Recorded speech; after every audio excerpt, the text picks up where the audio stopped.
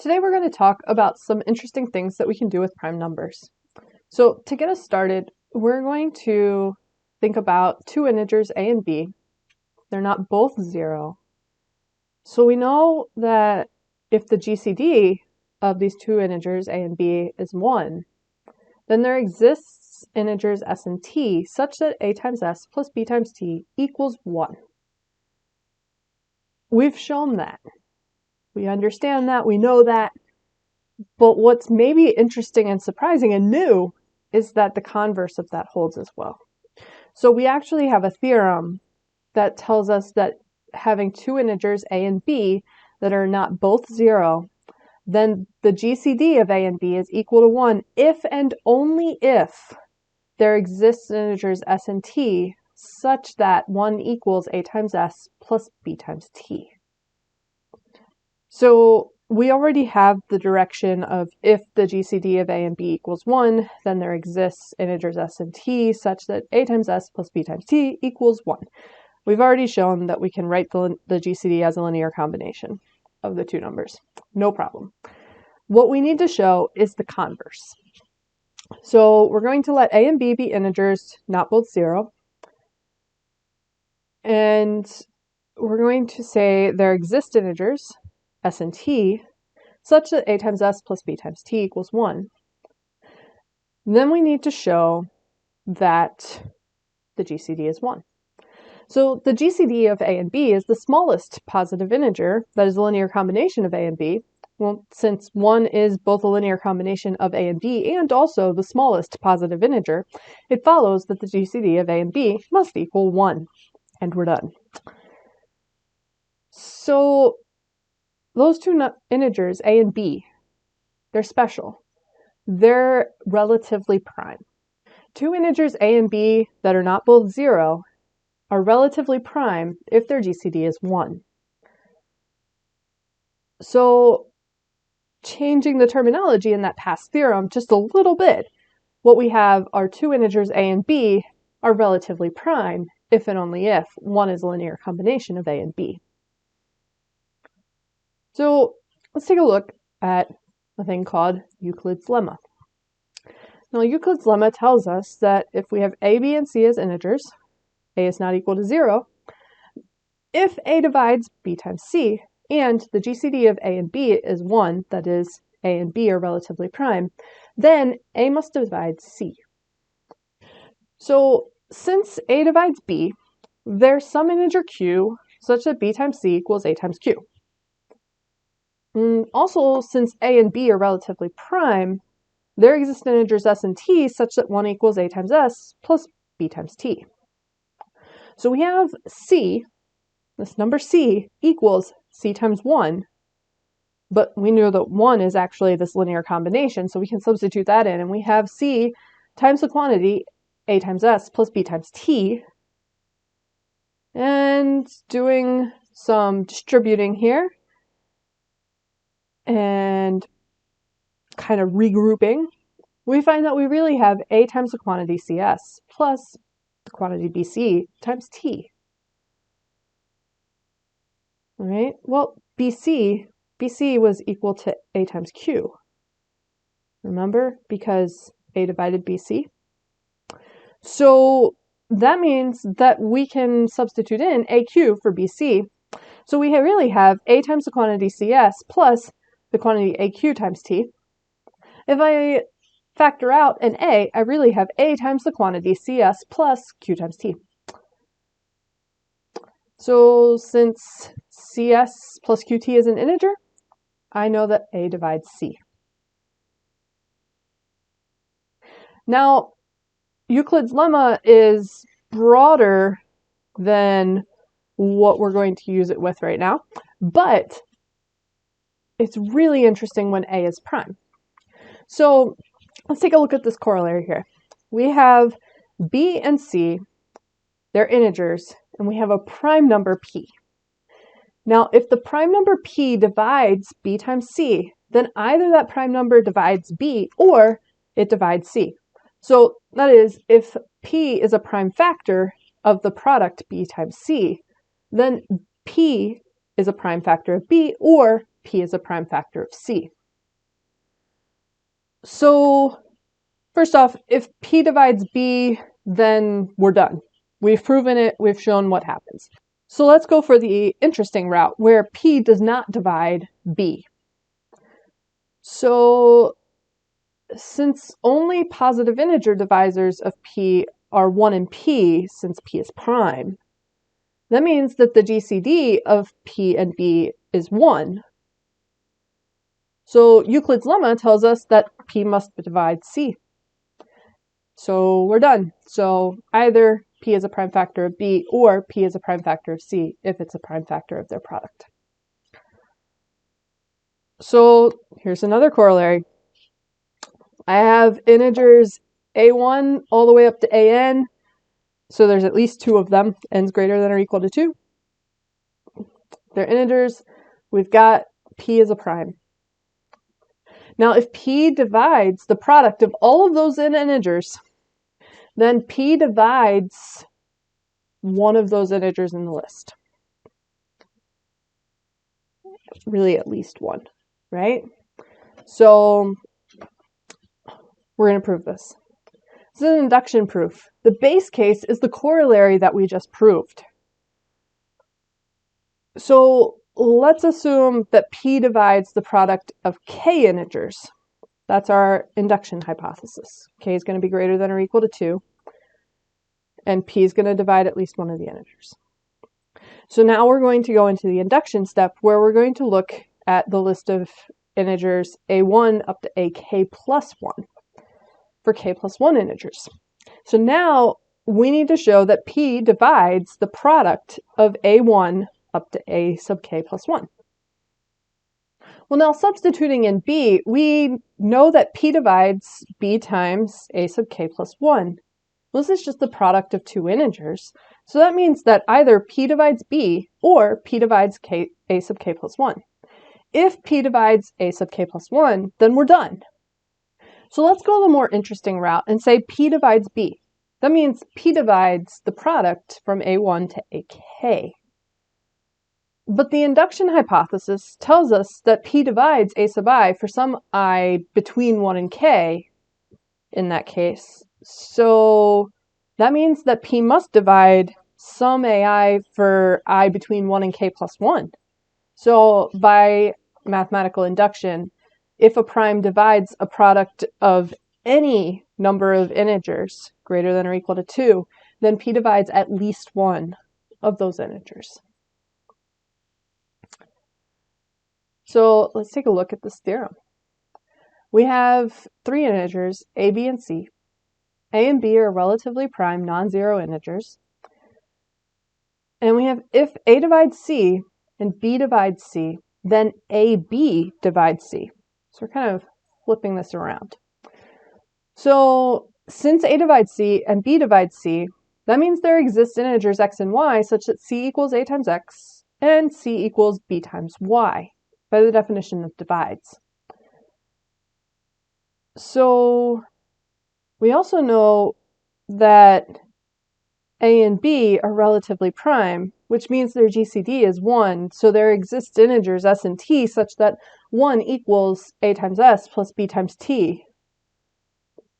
So if we take that equation, we multiply both sides by c, what we really have is c equals c times the quantity a times s plus b times t. Well, c equals by, so we can substitute by in for c there. We also could substitute in ax, so let's distribute the c. We have c times as plus c times bt. And let's strategically substitute for c and say the first time we're going to substitute by, so we'll have the quantity by times the quantity as. Plus, and now the second time we're going to strategically substitute in ax instead, so we'll have the quantity ax times the quantity bt. Now, notice in both of the terms of this sum now, I have a factor of an a and a b that we can factor out. So we really have a times b times the quantity sy plus xt. So since sy plus xt is an integer, then AB divides C. So what this theorem gives us is, if we want to say that we want to show maybe like that 12 divides a number, we don't actually have to show that 12 divides the number. It's enough for us to show that 3 divides the number and that 4 divides the number. And it's easier usually to tell that 3 divides a number and 4 divides a number and than it is to show that 12 divides the number. And we'll actually show some easy ways to notice those divisions in a little bit. But first, the fundamental theorem of arithmetic. So we're going to put this out there without any kind of proof. So every integer n greater than or equal to 2 is either prime or can be expressed as a product of primes. That is, n equals p sub 1 up to p sub m, where p sub 1 all the way up to p sub m are all primes. Furthermore, this factorization is unique, except possibly for the order in which the factors occur. They might be jumbled up. So let's take a look at a lemma that seems completely unrelated. All right, we're going to come back to the fundamental theorem of arithmetic being used places. All right, so if n is a composite number, then n has a prime factor p such that p is less than or equal to the square root of n. So since n's composite, we know that n equals ab, where a and b are between 1 and n, not including 1 and n. So assume without loss of generality that a is less than or equal to b. They're interchangeable. So that means that a squared is less than or equal to ab, which equals n. Well, taking the square root of both sides of that, I really have that a is less than or equal to the square root of n. And since a is greater than 1, we know that a has some kind of prime factor. Fundamental theorem of arithmetic being applied there. All right.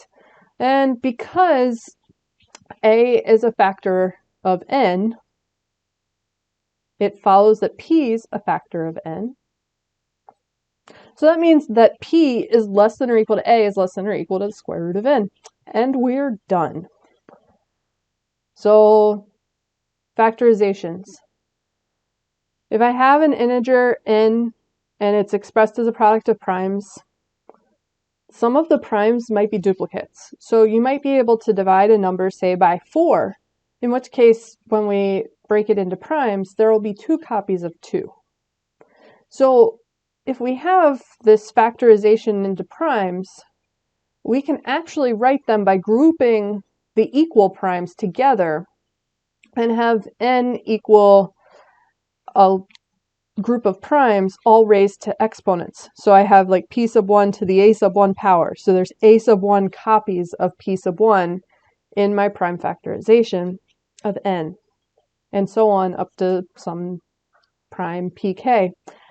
And even better than that, we put the primes in increasing order. So p sub 1 is less than p sub 2 all the way up to p sub k being the largest prime factor of n. And we always have our exponents be positive integers. Now, this factorization, this prime factorization of n with exponents and the primes put into order is called the canonical factorization of n. So the fundamental theorem of arithmetic actually guarantees that every integer n is going to have a unique canonical factorization. And there's some examples of canonical factorizations given there. So here's some divisibility rules that might be helpful as you go through life. All right. So an integer being divisible by 2, 4, and really any power of 2. You almost definitely know the rule for 2. An integer n is divisible by 2 if and only if the last digit of n is even, or we say that n, the integer itself, is even, right? Well, you actually can extend that. So n is divisible by 4 if and only if the 2-digit number consisting the last 2 digits of n is divisible by 4. And n is divisible by 8 if and only if the 3-digit number consisting of the last 3 digits of n is divisible by 8. And we can keep on going. Whatever power of 2 it is, that's how many digits we're going to pull off of the number to check for the divisibility. Now, at some point, this becomes kind of unruly, but for 2, 4, and 8, it's not too bad to do. Now, divisibility by 3 and 9 are potentially even easier. So if we take an integer and we add up all of its digits, if the sum of the digits is divisible by 3, then the integer itself is divisible by 3. Similarly, if we take the sum of all of the digits and it's divisible by 9, then the integer itself is divisible by 9. And all of these are biconditionals going both directions. However, it doesn't extend up to being divisible by 27, unfortunately. It stops at 9. Now, divisibility by 5, again, ends in 5 or 0. Hopefully you've seen that one before. Divisibility by 11 might be new for you. All right, so you're going to start with the first digit of your integer n, and you're going to sum alternate digits, every other digit. So we're going to name that result a. Then we're going to sum all of the digits we didn't sum to get a, all the remaining digits, and we're going to name the sum of those b. Then we're going to take a and we're going to subtract b from it. So we're going to have a minus b. If that difference is divisible by 11, then n is divisible by 11. And again, that's a biconditional going both directions as well. So here's a number. I have 71,929. So I'm going to take 7 plus 9 plus 9 and get 25. And I'm going to take 1 plus 2 and get 3. So I have my a and my b values. And then I'm going to take a and subtract b. So I'll have 25 minus 3, which is 22, which is divisible by 11, which means the number 71,929 is divisible by 11. And you can continue, you can do this with any numbers you want to check that divisibility by 11. So, some interesting facts about prime numbers. The number of primes is infinite. We can actually prove this. So, for the sake of contradiction, we assume the contrary, that the number of primes is finite. So, that means we have a set of primes, p. So we have p1 up to pn, that's the set of all the primes. Now we're going to consider an integer m that's the product of all the primes, and we're going to add 1. So we've got m equals the product of the primes plus 1. Well, now obviously m is going to be greater than or equal to 2. And since m has a prime factor and every prime belongs to p, then there's some prime, say pi, with 1 less than or equal to I less than or equal to n, such that pi divides m. Well, that means that m equals pi times k for some integer k.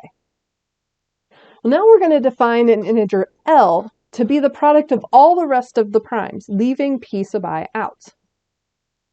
Then we're going to solve our equation where we had m equals the product of all the primes plus 1 for 1, leaving us with 1 equals m minus the product of all the primes.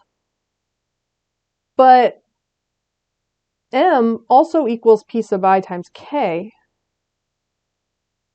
And the product of all the primes is really just L with a p sub I multiplied to it. So we've got p sub I times k plus p sub I times L. So we can factor out p sub I, and we have p sub I times the quantity k minus L. Well, since k minus L is an integer, we have p sub I divides 1. So we have a prime number that divides 1. That's not possible. So we have our contradiction, and that means the number of primes is in fact infinite. So 2 prime numbers, p and q, where we've got p less than q, they're called twin primes if q equals p plus 2. So we have lots of examples of these that you know. So 5 and 7, they're twin primes. 11 and 13, also twin primes. 17, 19, also twin primes. You can keep going. So we've already shown that there's infinitely many prime numbers, but we don't actually know if there's infinitely many twin primes or not. There are actually a ton of computers out there searching constantly for the next set of twin primes. And it wasn't that long ago that another set of them was found. So there's a mathematical conjecture out there that is, there are infinitely many twin primes.